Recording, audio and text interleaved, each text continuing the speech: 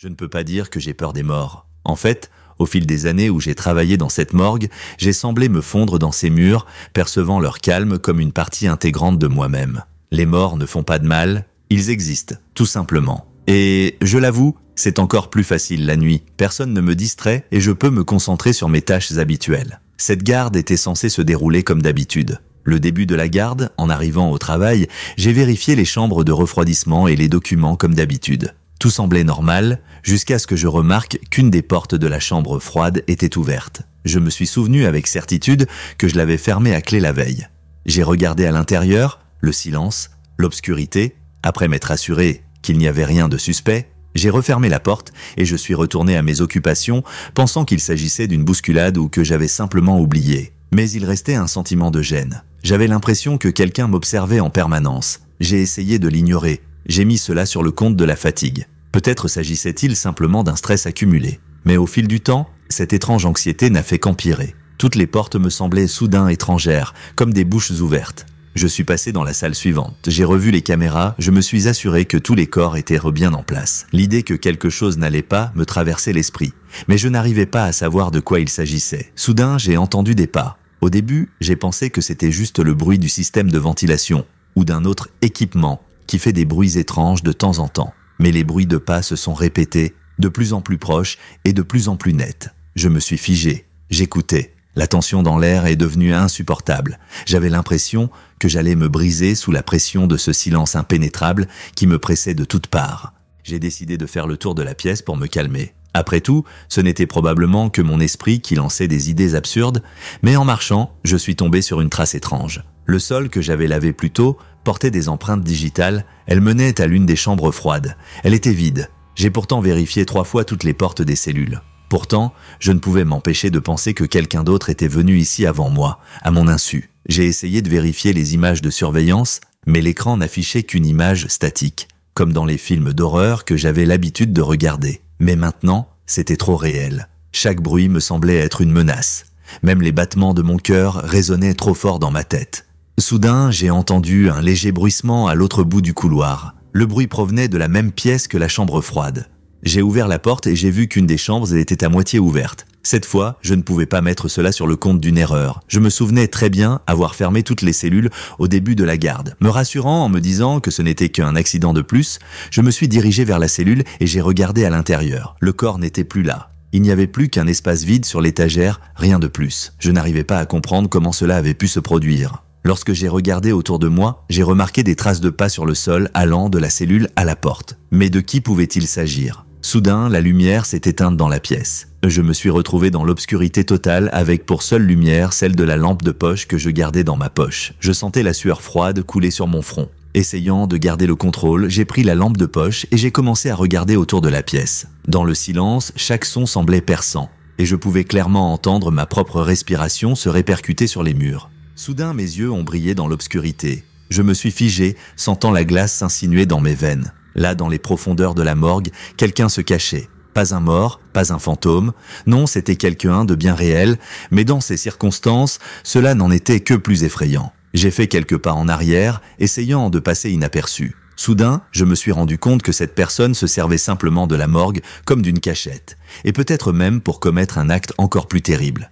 J'ai baissé la lampe de poche, essayant de disparaître dans l'ombre, me cachant de ce regard qui faisait de la morgue nocturne un horrible piège.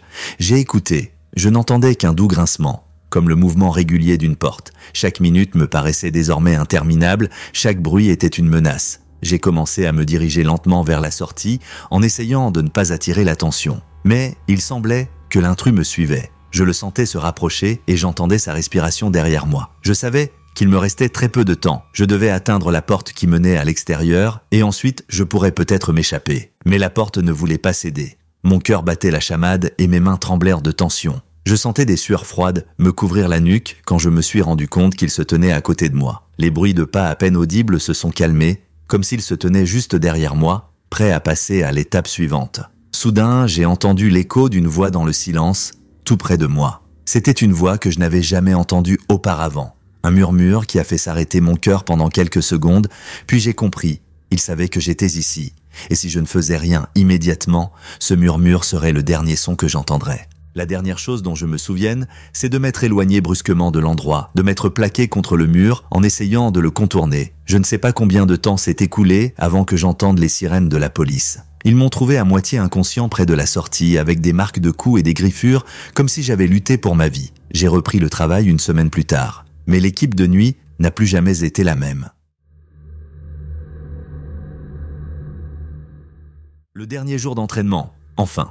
Ce n'est pas que j'avais peur de travailler à la morgue, mais pour être honnête, l'atmosphère était déprimante. Les gardes de nuit étaient un véritable défi, et j'attendais avec impatience la fin de cette période. Mes collègues disaient, en plaisantant, que je m'étais rapidement habitué aux cadavres. Ils avaient sans doute raison, mais jusqu'à cette dernière nuit, je n'avais jamais eu vraiment peur. La journée de travail touchait à sa fin et je m'apprêtais à faire mes valises quand on m'a soudain confié une nouvelle tâche, documenter un corps qui venait d'être livré. Il n'y avait que moi et cette pièce froide, où derrière d'épaisses portes reposaient des personnes qui ne se relèveraient à jamais. Les lumières brillaient, mais la pièce paraissait encore plus stérile et vide. Je regarde mes mains, qui agrippent nerveusement la poignée, et je me force à me calmer. C'est le dernier corps, le dernier cas, et puis c'est tout, je ne reviendrai plus jamais ici. Je me suis approché du corps sur la table. C'était une jeune femme d'une trentaine d'années, ses cheveux noirs s'en mêlaient autour de son visage pâle.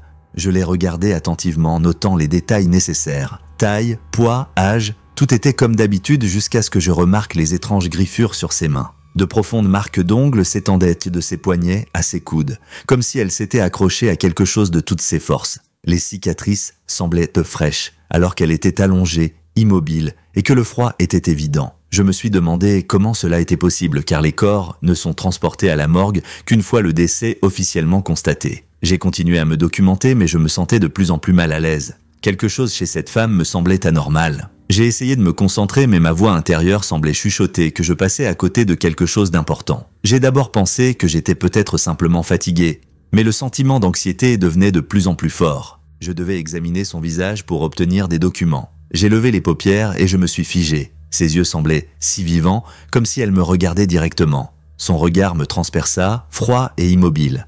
Mon cœur s'est mis à battre plus vite et j'ai senti la sueur couler sur mes tempes. Mes mains tremblaient. J'ai fermé les yeux, essayant de rassembler mes pensées, mais quand je l'ai regardée à nouveau, la sensation était toujours là. J'ai rapidement pris quelques photos et j'ai vérifié à nouveau sa température. La sensation de froid aurait dû être perçante, mais à ma grande surprise, elle n'était pas aussi froide que je le pensais. Soudain, la femme m'a semblé endormie et non morte. J'ai commencé à douter qu'elle soit vraiment morte. J'ai saisi son poignet et j'ai essayé de trouver son pouls. Ma main tremblait, mais je n'ai pas senti de sang couler. Peut-être avais-je exagéré, mais plus je regardais le corps, plus la peur m'envahissait. L'idée m'a traversé l'esprit qu'elle avait peut-être été victime d'un poison puissant qui paralyse les fonctions vitales, rendant la mort visible mais non définitive. Nerveusement, je me suis dirigé vers le téléphone pour contacter le médecin, mais il n'y avait pas de connexion. Le bruit a disparu et je suis resté seul avec le silence. J'ai regardé à nouveau le corps, me persuadant que ce n'était que mon imagination. Cependant, je sentais que je perdais le contrôle. Je me suis retourné vers la table, mais du coin de l'œil, j'ai perçu un mouvement. Mon cœur s'est effondré. En levant les yeux, j'ai vu les doigts de sa main trembler. Cela n'a duré qu'un instant, mais cela a suffi pour que mon esprit coupe instantanément tout lien avec la réalité. Je me suis approché, me tenant dans une immobilité terrifiée. La tête me tourne, je m'approche de son visage pour m'assurer qu'elle n'a pas bougé. Et puis, presque inaudiblement, elle a expiré. Un son bref, à peine perceptible, mais j'étais sûr de ne pas être devenu fou. Sa poitrine se soulevait et s'abaissait légèrement. Le bruit de sa respiration, aussi faible soit-il, remplissait le silence. J'ai reculé, essayant de comprendre ce que j'avais vu. Si elle était vivante, comment était-elle arrivée ici ? Que s'est-il passé ? Je me précipitai vers la porte, mais découvris soudain qu'elle était fermée de l'autre côté. Mon esprit refusait tout simplement d'accepter la réalité. Je frappais sur la porte avec mes poings, essayant d'attirer l'attention de quelqu'un, mais il n'y avait pas de réponse. Soudain, j'ai entendu un léger bruit, un bruissement. Je me suis retourné et je l'ai vu ouvrir les yeux. Son regard a croisé le mien et il n'avait rien d'humain. La mort semblait avoir reculé, mais pas complètement. La femme m'a regardé et ses lèvres se sont entr'ouvertes, mais elle n'a pas émis un son. Mon cœur battait si fort que j'ai cru qu'il allait s'arrêter. Sa main s'est levée et elle a tendu les doigts comme pour m'atteindre. J'ai senti les murs se rétrécir, l'air devenir lourd et je ne pouvais plus bouger. La peur m'a paralysé lorsque j'ai réalisé qu'elle me tendait la main. Finalement, n'en pouvant plus, j'ai sauté et je me suis appuyé contre le mur, essayant de trouver un moyen de sortir.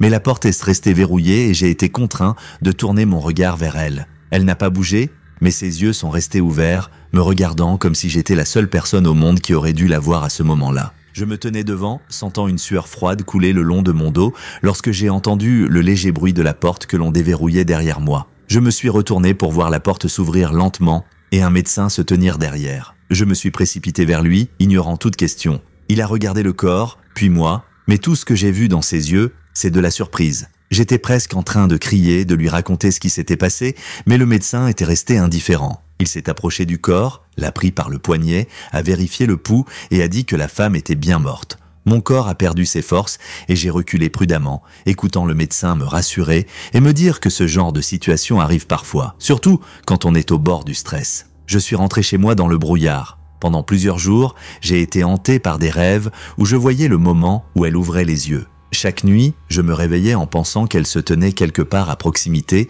me fixant tranquillement d'un regard dont même la mort n'avait pas effacé la conscience. Aujourd'hui, je comprends que ce n'est pas la peur des morts, mais la peur que nous ne soyons pas toujours capables de les distinguer des vivants. Mon dernier cas à la morgue m'a laissé un mystère auquel je n'ai pas de réponse et que je ne voudrais peut-être pas connaître jusqu'à la fin.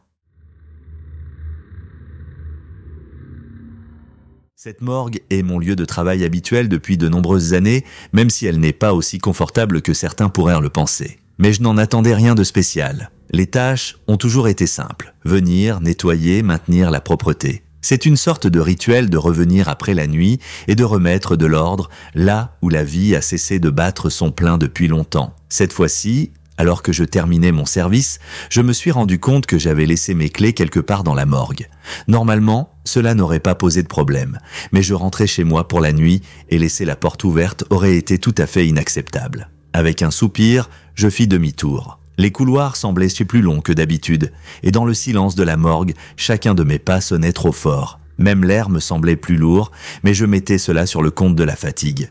J'ai marché jusqu'à la salle où les autopsies étaient à pratiquer, en supposant que j'avais dû laisser mes clés quelque part. Dans un premier temps, je n'ai rien vu d'anormal. Les instruments étaient disposés à leur place, les corps recouverts de draps. Satisfait, je m'apprête à faire demi-tour lorsque j'entends un léger craquement derrière moi. Je me suis retourné et j'ai vu une des portes que j'avais laissées fermer s'ouvrir lentement. Un sentiment étrange me parcourut l'échine, mais je m'efforçai de rester calme, pas de mysticisme, juste une vieille porte. Je suis allé la fermer et j'ai remarqué qu'il y avait des empreintes de pas sur le sol, des empreintes de chaussures sales qui menaient plus profondément dans la pièce. Et ce qui est intéressant, c'est qu'elles étaient manifestement fraîches. Soudain, je me suis dit que si quelqu'un avait réussi à entrer ici, il se cachait probablement quelque part dans le sous-sol de la morgue.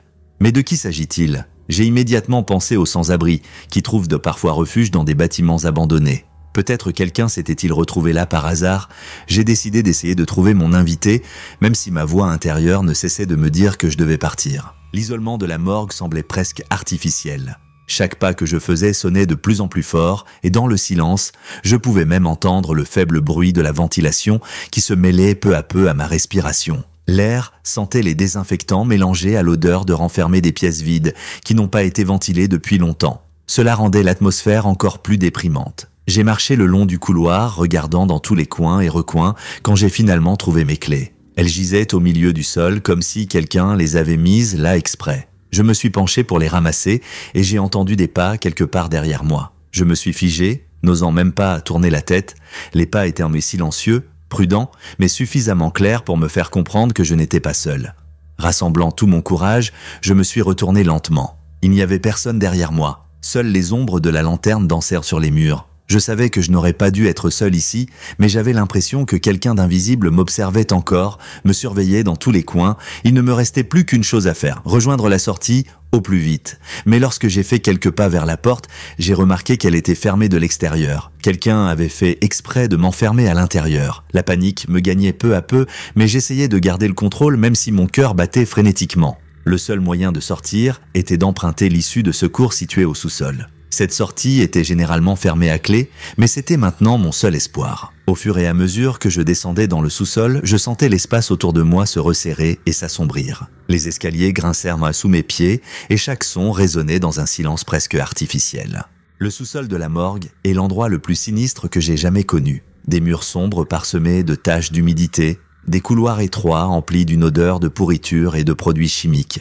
La pièce était trop froide et chaque pas faisait craquer le sol sous mes pieds. Soudain, j'ai entendu un autre son différent de tout ce que j'avais entendu auparavant. On aurait dit que quelque chose bougeait à l'autre bout de la cave. J'ai pris la lampe de poche et j'ai commencé à regarder prudemment dans l'obscurité. Au début, je n'ai rien vu, mais en avançant, j'ai remarqué une porte qui restait toujours fermée. Cette porte menait à l'ancienne partie de la morgue qui n'avait pas été utilisée depuis de nombreuses années. J'ai ressenti une vague de froid dans mon cœur lorsque j'ai réalisé que quelqu'un avait pu utiliser cet endroit comme cachette. Le sentiment de solitude et d'impuissance est devenu insupportable, et tout ce que je voulais, c'était sortir d'ici. J'ai poussé la porte et elle a cédé. Derrière la porte, dans l'obscurité, j'ai vu un corps allongé au centre de la vieille pièce. Mon cœur s'est serré. Ce corps était vêtu de vêtements ordinaires, pas de vêtements d'hôpital. Quelqu'un l'avait placé là, il y a peu de temps, et j'étais sûr que ce n'était pas l'œuvre des médecins. Mes yeux rencontrèrent de son visage, mais la faible lumière m'empêchait de le voir.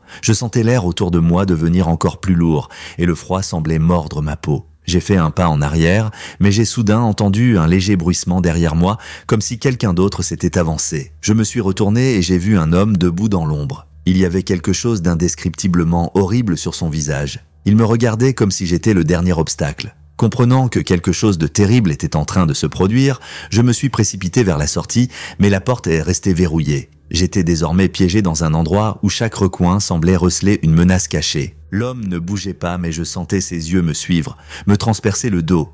Toute ma conscience criait au danger. Lorsque j'ai enfin rassemblé mes forces et commencé à courir vers les escaliers, j'ai entendu ses pas derrière moi. Ils étaient lents, comme s'ils voulaient délibérément me donner de l'avance. À présent, je pouvais sentir chaque nerf de mon corps, la distance qui nous séparait semblait se réduire à chaque instant. Lorsque j'atteignis enfin l'escalier, que je posai le pied sur la première marche, j'entendis sa voix, un murmure calme et froid qui me figea un instant. J'ai rassemblé les forces qui me restaient et j'ai couru vers l'escalier et la porte. La police m'a trouvé plus tard, effrayé et épuisé. Je ne leur ai jamais dit ce qui s'était passé, seulement que j'avais trouvé quelqu'un dans la cave. Quelques jours plus tard, il s'est avéré que la morgue avait été utilisée pour cacher les corps des victimes et que l'homme que j'avais rencontré était l'auteur du crime qui n'avait pas été repéré. Le mystère de cette morgue est resté à jamais gravé dans ma mémoire. Cette nuit-là, j'ai compris que parfois, même les endroits les plus familiers peuvent de cacher quelque chose de sombre, où chaque pas et chaque bruit peuvent être les derniers.